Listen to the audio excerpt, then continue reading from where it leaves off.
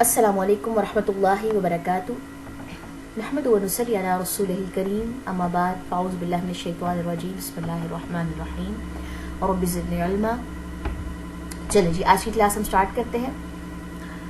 پچھلی کلاس میں ہم نے دو سجدوں کے درمیان کی جو دعا تھی وہ کور اپ کی تھی۔ انشاءاللہ تعالی آج کی کلاس میں ہم دیکھیں گے کہ دو سجدے کرنے کے بعد نیکسٹ ہمارے پاس کیا آتا ہے۔ چلیں جی پیج نمبر 24۔ پھر دونوں ہاتھوں پر ٹیک لگا کر اللہ اکبر کہتے ہوئے دوسری رکعت کے لیے کھڑے ہو جائیں۔ ٹھیک ہے، اس طریقے سے ہاتھوں پہ ٹیک لگاتے ہوئے کھڑے ہو جائیں۔ صحیح بخاری کی حدیث نمبر 824۔ ٹھیک ہے، یہ ایسے میں نے خود سے بات نہیں کی، میں نے حدیث بتائی ہے۔ ہاتھوں کا سہارا لے کر اٹھنے کی کی کیفیت اس طرح بھی ہو سکتی ہے کہ دونوں ہاتھوں کی مٹھیاں بند ہوں۔ ٹھیک ہے، کیونکہ یہاں پہ آپ نے ہاتھوں کی ٹیک لینی ہے۔ اب وہ کسی بھی طریقے سے ہو سکتی ہے، انگلیاں کھول لیں، بند کر لیں، بٹ سورہ صفا صلاۃ النبی میں اس چیز کا ذکر ہے کہ مٹھیاں بند کر لیں۔ کچھ لوگ ہاتھ کھولتے ہیں، جو آپ لوگوں کو ایزی لگے، لیکن ہاتھوں کی ٹیک کے ساتھ آپ نے کھڑے ہونا ہے۔ اس کے بعد نیکسٹ ہے جی ہمارے پاس پہلی رکعت کی طرح باقی رکعات میں بھی گزشتہ اعمال بالترتیب کریں۔ اللہ اکبر کہیں، سینے پہ ہاتھ باندھ کر کھڑے ہو جائیں، اللہ اکبر کہتے ہوئے رفع یدین کریں، پھر رکوع ہے، ٹھیک ہے، قیام، رکوع، اس کے بعد سمع اللہ لمن حمدہ، ٹھیک ہے، رفع یدین اور اطمینان سے سیدھے کھڑے ہو جائیں، پھر سجدہ ہے، پہلے سجدے کے بعد اطمینان سے بیٹھیں، پھر دوسرا سجدہ ہے۔ ٹھیک ہے، سارے پوائنٹس ویسے ہی جا رہے ہیں۔ ٹھیک ہو گیا، چلیے جی 3 یا 4 رکعات والی نماز، یعنی کہ وہ نماز جس میں 3 رکعتیں ہیں یا وہ نماز جس میں 4 ہے، جیسے مغرب کی نماز کی 3 رکعتیں ہوتی ہیں نا، اور ظہر کی 4 ہوتی ہیں، عصر کی 4 ہوتی ہیں، عشاء کی 4 ہوتی ہیں، وہ بات ہو رہی ہے کہ ایسی نماز جس کی 3 رکعتیں ہوں یا 4 رکعتیں ہوں۔ ٹھیک ہے، اس میں کیا ہوگا کہ دوسری رکعت کے بعد تشہد کی حالت میں اطمینان سے بیٹھیں گے، کہ اب ہم نے تشہد پڑھنا ہے۔ کیسے بیٹھیں گے؟ ویسے جیسے ہم ایک سجدے کے بعد بیٹھے تھے۔ پیٹھ سیدھی رکھیں، بائیں ہاتھ کو بائیں گھٹنے پر اس طرح رکھیں جیسے اسے پکڑا ہوا ہو، یہ دیکھیے اس طریقے سے۔ ٹھیک ہے، اپنے بائیں پاؤں پر بیٹھیں اور دائیں پاؤں کو زمین کی طرف کھڑا کریں، اس کی انگلیاں قبلہ رخ ہوں۔ یہ وہی طریقہ ہے جو ہم ایک سجدے کے بعد بیٹھے تھے۔ ٹھیک ہے، سنن نسائی کی حدیث نمبر 1159۔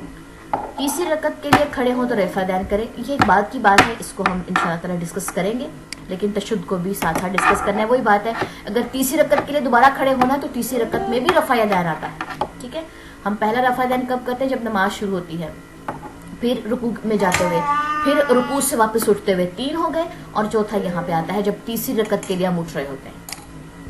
اچھا جی نیکسٹ چلتے ہیں۔ آخری تشہد میں بائیں ران کو بچھا کر اس طرح بیٹھیں اور دائیں پاؤں کو زمین پر کھڑا رکھ کر اس کے نیچے سے بائیں پاؤں کو نکال لیں۔ جو دوسری رکعت میں تشہد پہ بیٹھنا ہے وہ یہ والا طریقہ ہے۔ ٹھیک ہے، اس طریقے سے۔ یہ طریقہ کیسے ہے کہ ایک سجدے کے بعد جب ہم اٹھے تھے، یہ طریقے پہ ہم بیٹھیں گے۔ لیکن جو چوتھی رکعت میں ہم تشہد پڑھتے ہیں، جو ظہر کی نماز ہو گئی، عصر کی ہو گئی، عشاء کی ہو گئی، جو 4 رکعتوں والی نماز ہوتی ہے، اس میں جو چوتھی رکعت میں ہم تشہد کریں گے، اس میں بیٹھنے کا طریقہ یوں ہوگا کہ آپ نے کیا کرنا ہے کہ دایاں پاؤں کو کھڑا کرنا ہے اور بائیں پاؤں کو اس طریقے سے نیچے سے نکال کے یہاں پہ رکھنا ہے، اور آپ نے جو اپنی یہ والی پوزیشن ہے اس کو زمین پہ رکھنا ہے۔ ٹھیک ہے، اس کو آپ زمین پہ ہی رکھیں گے اور اپنے آپ کو بالکل نارمل کر کے بیٹھیں گے۔ ٹھیک ہے، اور بائیں ہاتھ سے بائیں گھٹنے کو پکڑ کر اسی ٹیک پر بیٹھیں گے، اس طریقے سے۔ یہ آپ کا سامنے آپ کی پوزیشن ہے۔ اب اس طریقے میں فائدہ کیا ہے؟ اگر آپ اس طریقے پہ بیٹھے ہوئے ہیں، کوئی بھی آپ کو دیکھ رہا تو اس کو پتہ چل جائے گا کہ یہ دوسری رکعت پہ ہے، کسی نے کوئی بات کرنی ہوتی ہے، کوئی کتنا ویٹ کرے آپ کا۔ اگر آپ اس پوزیشن پہ بیٹھے ہیں تو آپ کو پتہ چل جائے گا کہ آپ جو ہیں وہ چوتھی رکعت میں ہیں۔ ٹھیک ہے جی، یہ صحیح مسلم کی حدیث ہے۔ تو جو بات ہے وہ کلیئر ہو جائے گی انشاءاللہ تعالیٰ آپ لوگوں کے لیے، اگر آپ اس کو 2-3 دفعہ ان پوائنٹس کو پڑھیں اور اپنی پوزیشن یہ ٹرائی کرنے کی کوشش کریں۔ جو چوتھی رکعت کا تشہد ہے وہ اس پوزیشن پہ ہوتا ہے۔ ٹھیک ہو گیا جی، جو سیکنڈ رکعت میں پوزیشن ہے ہم نے وہ بھی ڈسکس کی ہے، جو 4تھ رکعت کی پوزیشن ہے ہم نے وہ بھی ڈسکس کی۔ چلیں جی آج کی کلاس کے لیے اتنا ہی کافی ہے، انشاءاللہ نیکسٹ جو ہے ہم نیکسٹ کلاس میں کور کریں گے۔ سبحانک اللہم و بحمدک، اشہد ان لا الہ الا انت، استغفرک و اتوب الیک۔ السلام علیکم ورحمۃ